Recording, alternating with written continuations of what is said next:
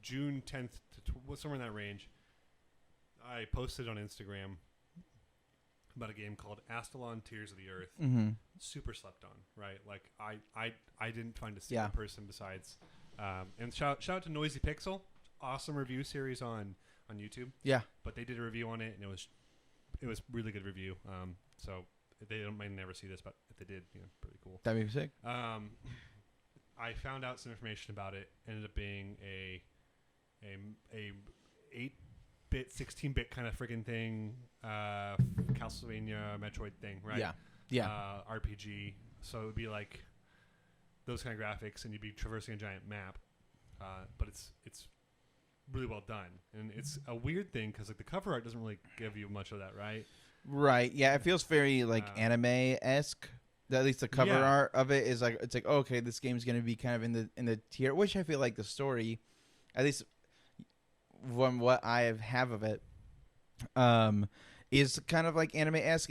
I think that's something that this game is so cool because it has like the old school kind of graphics that I love. I feel like I've really been like enjoying like older games more, and so I think that this is just, it has the feeling of an older like Metroid-esque like kind of Castlevania. It's got a good ass Shovel Knight vibe, dude. Yeah, exactly. Yeah, like it has like that vibe, and it has awesome music. It has but then I think they have a lot of modern stuff too. Like I feel like even a lot of like the story and kind of like the way that they do things with like I want to say, you're good. Man, like I guess I'm trying not to like say things that would be too much. But because I finished it. I don't want to spoil it. Right. I'll say it's fantastic. Yeah. But cool.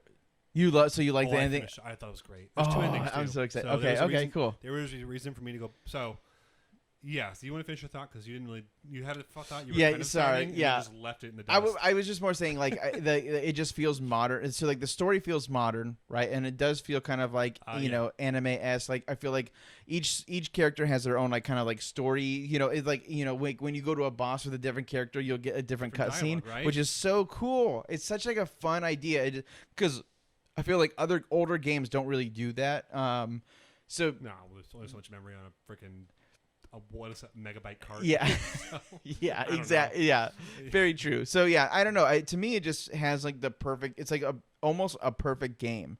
I don't necessarily know if it is a quote unquote perfect game, but it feels very like even Dark Souls-esque, right? To where like you die, you have to start all the way back at a specific point. Yes, you get kind of some save points, kinda. The entire game, you have the same starting point every time, which is the bottom of the tower. Yes. So just real quick to describe this game in terms of in a nutshell. It is a 3-character-based exploration game, Metroidvania style.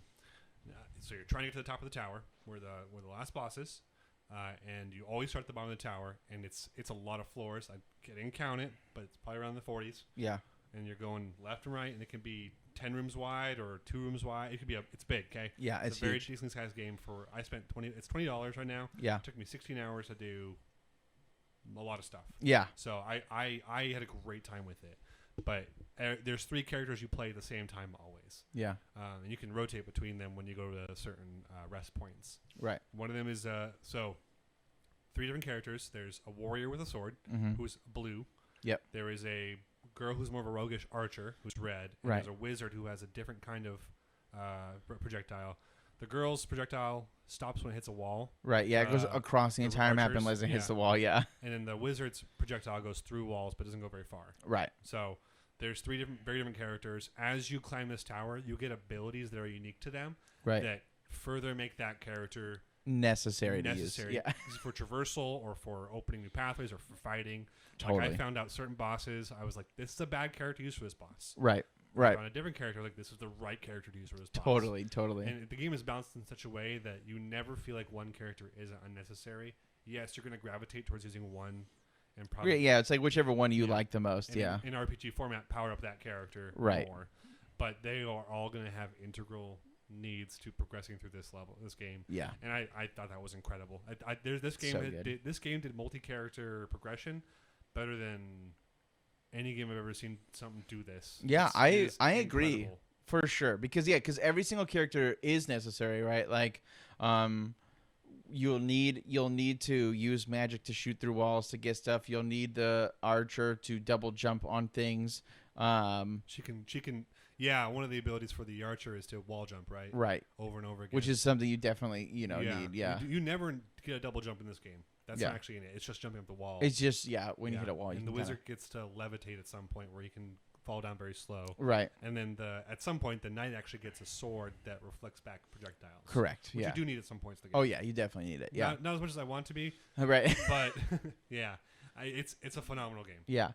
I mean, it's super fun. Soundtrack is fantastic. Like, it just has that old school feely, like, like the 8-bit or tune. What do you call it? Like bit tune retro or aesthetic. Yeah, chip tune. Thank you. Yeah. So you just have like an amazing aesthetic. You have an amazing. Dude, I love it. It amps me up. Like when writers can make like good songs like that. Like I always think of Undertale in my head. It's like the pinnacle for like a video game's music that was really like retro-y and like retro inspired but modern composition. Totally incredible, so good. I think of that. And I think of Shovel Knight right. Shovel Knight 2 is a huge Shovel one. Knight, yeah, it's fantastic. It's so good. You got it. Also has that kind of that air of a great story that you don't realize at first. Yeah, and this story is a little different. It's very upfront.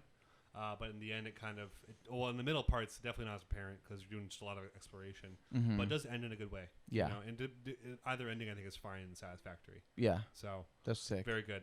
That's cool. Explains more about that certain things I don't want to spoil on the air. We might do another discussion about this all spoiled when Joel finishes. Yeah, once I beat it, then maybe we can do that. Yeah. Yeah. But it's cool. So again, Astalon, Tears of the Earth. Tears of the Earth. Retails for $19.99. Yeah. On the eShop, on PS4, on I think it's on Xbox also. I think so. I think it's everywhere. I literally think it's on every single platform. Xbox, but it's on Steam as well. So you can play on PC. Right. And but it's like a Switch game. That's what I love too. Is like it just feels like it, right? Like you're just like like this is like a handheld game. There are also so cool. 10 different filters for the game.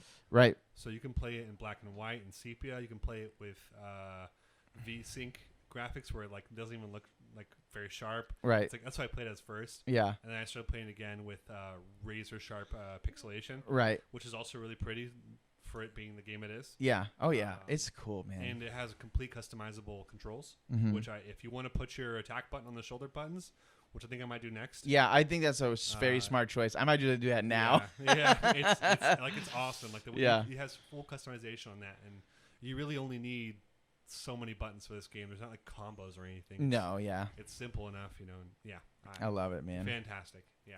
So you definitely recommend. Yeah. I haven't beaten it yet, but I will say that I love it, and it gives me like the feelings of playing an old game, but also the feelings of like wanting to beat a challenge, like in Dark Souls, like when you keep losing, or like to like a boss, or even just like when you're trying to get from A to B, and like little like characters will just kill you, and you're like, okay, I have to start all over again. But it just makes you want to keep going and going. Yeah. So I love that. I got some weird La Mulana vibes from it.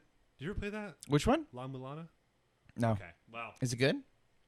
I think it's incredible, but it is so hard to get into. Yeah. It is so hard to get into. It is the it's almost impenetrable, and I can see like a lot of people fall off it, but it's a Metroidvania in the same way as like this, but every room is a puzzle or very complex and hard to get through, and like all the puzzles are super in depth. Okay. But it's got an incredible soundtrack, and it's also like this room-based progression, much like Astalon is. Gotcha. So that's probably why it gets me that vibes. And Astalon's one of the best things about Astalon is pumped full of secrets. Yeah. Oh my goodness, this game is. I'm sure you could beat this game in 3 or 4 hours if you want to. Right. I got to 94% map completion, and that took me 16 hours. Yeah. And I realized there is so much hidden stuff. Like so much hidden stuff. Yeah. Like abilities that you'll never see or have that I have, and I'm like, holy shit, this changes the entire game. Right. So. Did you New Game Plus, where you can just start with all your stuff again? I don't know. Or no? I unlocked a boss rush mode and something else. I didn't look what it was. Oh, a boss rush mode would be interesting. The bosses are mostly well designed. Yeah. That's where I think the game falters a little bit. Okay. The third boss in particular, I think, is a bit of a cakewalk. I beat that one on my first try, and I had low health, and I was like, oh, okay, well, all right. Yeah. But the final boss is a 4-phase boss fight, and I was like, sick. This is what I wanted. Yeah. So, yeah. So there's some good and some bad. That first boss is a real big brick wall for me until I realized I need to start platforming better. Yep. Yep. Same with the second boss. The second boss is an endurance test. You got to be very careful with jumping and stuff. But totally. Yeah. I love this game. It's super good. It's going to be on my top 5 or top 10 for the year. Yeah. I mean, yeah, easily, for sure. There's a lot of new games that are coming out this year, but yeah. I mean, it's as good, if not better, to me as Resident Evil 8 and Monster Hunter Rise. Ooh, so wow, I that's high praise for you. Same tier. Yeah, well, yeah. Especially, I honestly, that's insane to me that you say that. I mean, I love that though. Fans of Thunder Goose know that I love Metroid. Love it. I love Metroidvanias. Yeah. And I love Castlevania. Yeah. And I love Hollow Knight. I love all those games. Those are some of my favorite kind of games. So in this game it's very good. Yeah. So that's sweet. Cool. Well, thanks for watching, and definitely recommend. So buy next it. Time. Yeah. So buy. Buy right now. What are you doing? Buy now. Buy now. Buy it now and support the developer. It's a very small studio. Yes. Labworks. I would love people to support them. Buy now. Buy it. Buy it. Buy it. Buy it. Fuck. Shit.